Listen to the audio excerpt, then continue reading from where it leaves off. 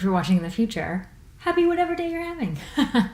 As you can imagine, when I'm saying Happy New Year, what I mean is that it is December 31st today, and I'm wearing my super awesome Champagne Please sweater in honor of the day. And so this is the day that we often reflect on the year that we've just had. And so this can be really exciting when we're looking at the trips we've taken, the memories we've made. But as a business owner, holy moly, does this take on a whole new meaning. And because when I was looking at my last year, and as you're looking at your last year, it can be really exciting to see the progress that you've taken. It can also be super stressful. So no matter what your reflection looks like this year, what I want you to remember is that you did great, and that I want you to challenge yourself to look at what worked and what didn't, but don't get hung up on the what didn't work. Really focus on what lesson did I learn when something didn't work. Don't focus on the idea of it not working, focus on what you learned.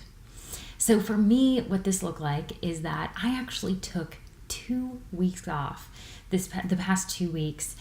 This was not intentional. Life kind of happened. We had a family situation come up in our family in which I had to step away from work pretty much for 2 weeks. Now, I had planned to have at least the week of Christmas off, so that was great, but I didn't plan on that other week. But life happens, and that is just how it works. So in that 2 weeks, I'm just going to tell you, I watched a lot of Bob Ross. If you don't know who Bob Ross is, I want you to pause this video and go look at Bob Ross. And I'll come back to this video because the rest of it's really good, but I want you to focus on Bob Ross for a minute. But Bob Ross, there's a long story behind Bob Ross, but the short version is that my husband and I were in Target and we found this shirt and we literally laughed out loud. It was so funny.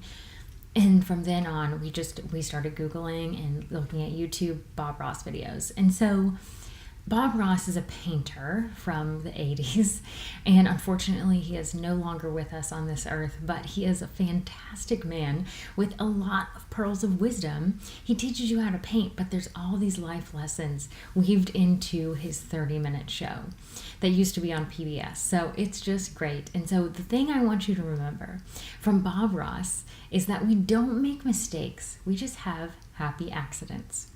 And so when you look at it from that lens, it really gives you a different view of what happened in your year. And so I want you to remember, as a yoga teacher, you shared your yoga with others and impacted others. No matter how many people that was, or the progress you made or didn't feel like you made, you did awesome. And so really focus on the fact that you did awesome and focus on what worked and what made you happy, what made you light up.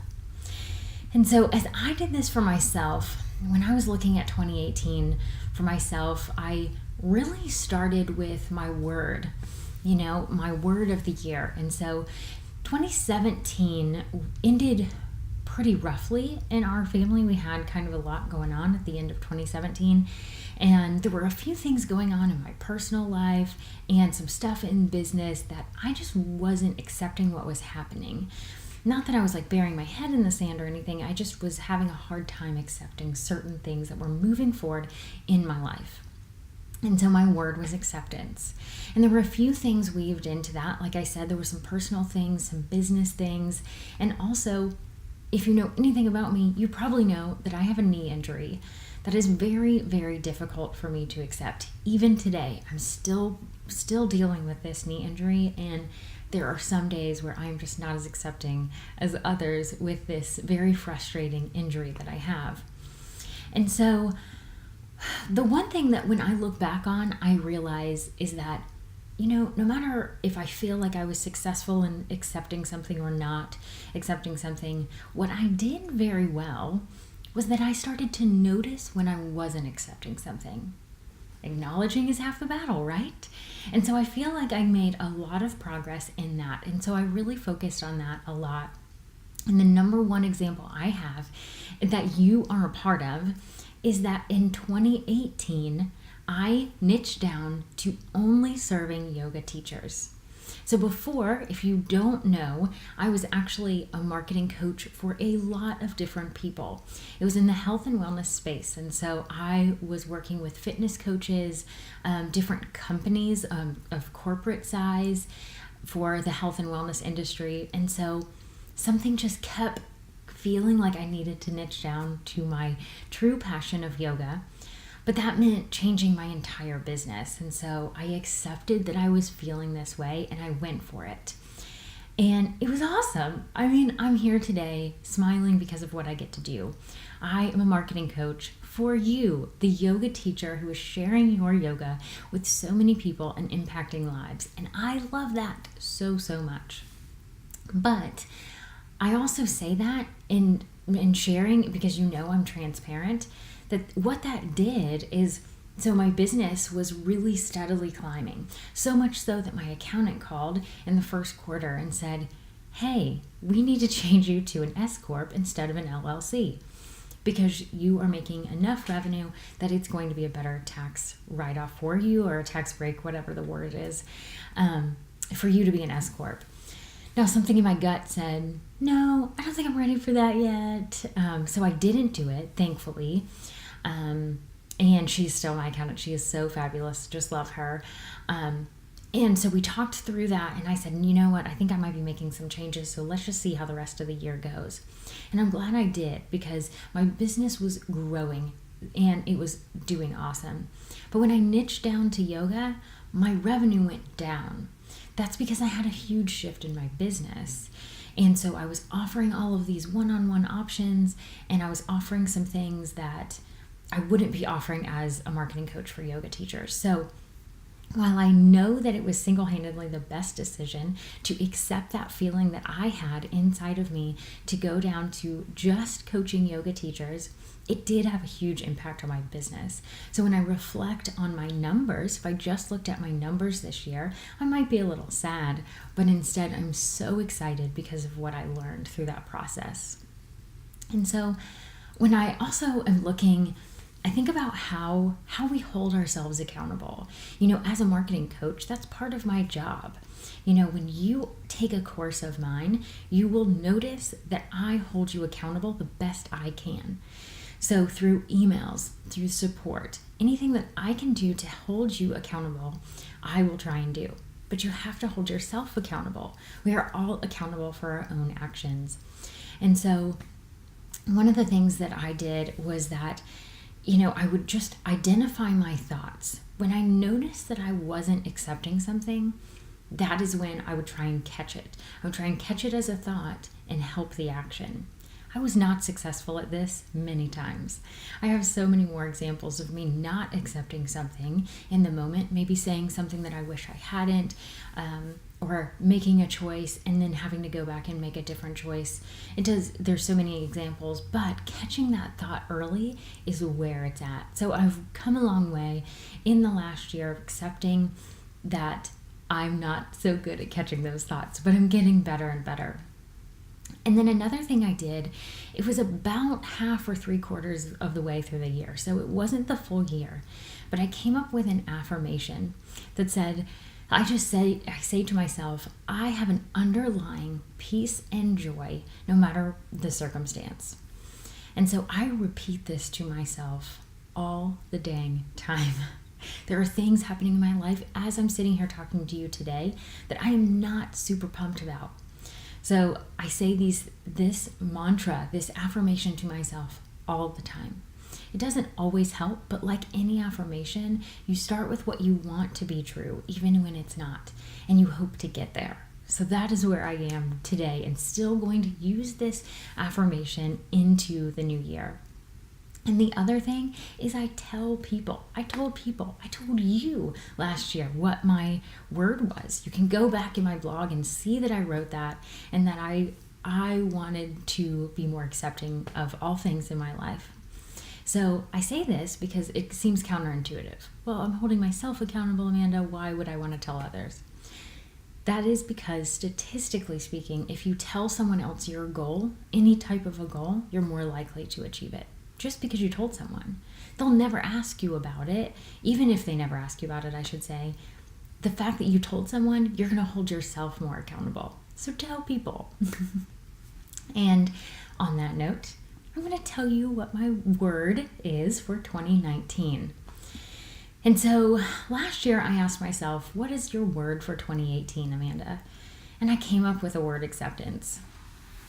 And so this year I'm doing something a little bit differently. And I'm just going to tell on myself here, I'm completely stealing this from my biz bestie, Jessica. She and I had our Friday work session last week, and we were talking about our word for the year. We did the same thing last year. And she said, I'm switching mine up this year, because she said her word. Her word is freedom. And she said her word, and she said, well, I'm kind of switching it up, and here's why. And so she said, she asked me the question, and I asked it to myself, how do I want to feel at the end of 2019? And I love this because it's focusing on the emotion, not focusing on a word. So last year I picked acceptance. But this year, when she asked me, how do I want to feel at the end of 2019? My answer is focused. Super focused. Laser focused. Because right now I feel scattered. Even though I had a staycation in November, the end of November, that was amazing. And I have clear goals, only a few, very clear goals. And I feel like I have a really clear path for 2019. But now it's time to implement. So until I start implementing, because December has been all kinds of hectic in my world, I feel so scattered. So the best thing in my life right now is to feel focused. So that is what I wanted my first word to be. And I thought that was going to be my only word. But then my friend says she wanted freedom, and she started talking to me about all of these ways that she wanted to feel free. And I thought, I want that word too. So I actually have two words. I want to feel focused and free in 2019. And so I feel really scattered right now. And I also feel like I was telling you, I made a big leap into niching down to yoga in 2018. And so I gave myself permission to make that decision. And so I also in 2018 hired a business coach.